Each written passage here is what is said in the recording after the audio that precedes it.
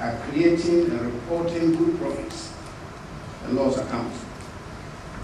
But sometimes we forget that there is something missing in all the profit and loss that we create. There's a particular cost that sometimes we don't get it featured. The cost we ignore is the cost of damage to Mother Earth, the cost to the environment, water pollution, air pollution, forest degradation. In other words, the cost of sustainability of our limited resources. I'm very happy that we are beginning to develop a reporting system that takes account of this cost so that we don't undermine our cost and underestimate our cost and enjoy the profits we don't deserve at the expense of future generations. The provision we make for cost to the environment will then be plowed back towards accounting for sustainability of our environment in a responsible manner. Distinguished ladies and gentlemen, the Association of Ghana Industries is committed to ensuring that industry implements social and environmental strategies to contribute to the success of businesses that will survive and thrive in the long run. Admittedly, the poor ethical standards exhibited by some organizations bring to sharp focus the subject of business sustainability. Every activity that we carry out comes with wider social and environmental costs, largely unaccounted for. It was in this regard that the Association of Ghana Industries, together with other business partners, introduced the Ghana Business Code a few years back.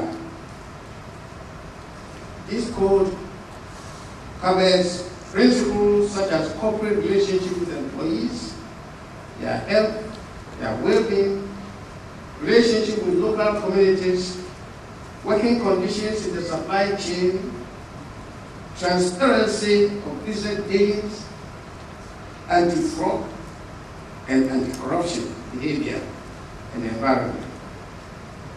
When this code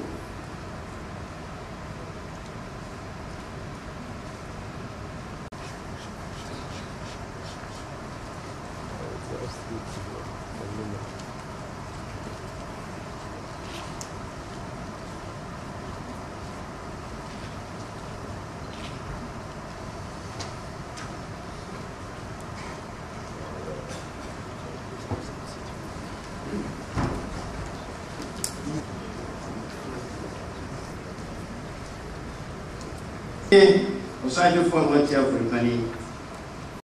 And I'm one of the structures. Reading this address as a chairman of the occasion. My name is Nana Mushua Prari, the president of the Association of Ghana Industries. And I beg permission to continue.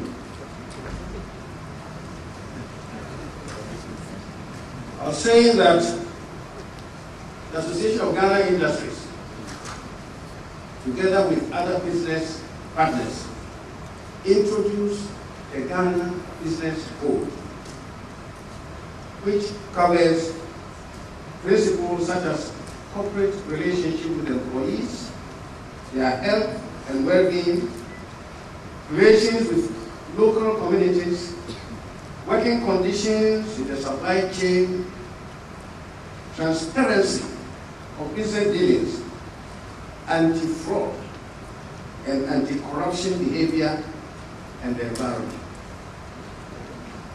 When the code was prepared, some of our member companies felt the code was favoring employees more than we, the employers, and wondered why, as employers, we should introduce a program that does not seem to favor ourselves. But when we explained to our members the implications of sustainability, they understood us. That there is business sense in these principles of good corporate governance, since this is the only way to ensure the sustainability of our businesses. I therefore want to take this opportunity to urge my fellow members in industry and business to appreciate this sustainability concept and operate our businesses as such. If we cannot account for what we are doing today, then we will be leaving a huge environmental cost for posterity. Distinguished ladies and gentlemen, let me take this opportunity to mention one topical issue which has been of concern to a section of business community this year. That is the plastic waste management and its disposal. The world's first plastics were produced at the end of the century.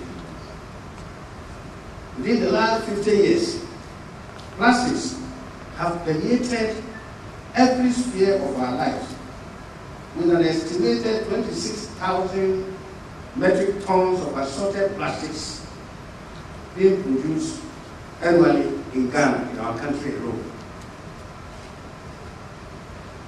But as we probe further into the manner of disposal and what proportion these plastics constitute biodegradable, the answer becomes clear. Distinguished guests, we risk losing the fight against the plastic waste if the sustainability strategies of organizations do not address these environmental concerns. Unfortunately, our prescription to control the plastic menace was higher taxes on business.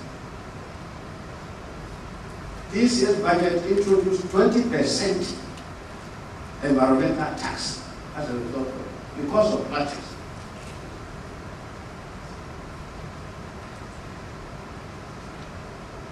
This 20% tax is going to be collected and put into the consolidated fund. We at AGI think that it should have been put into an environment tax fund. Such a fund should then be available to companies who would establish waste recycling factories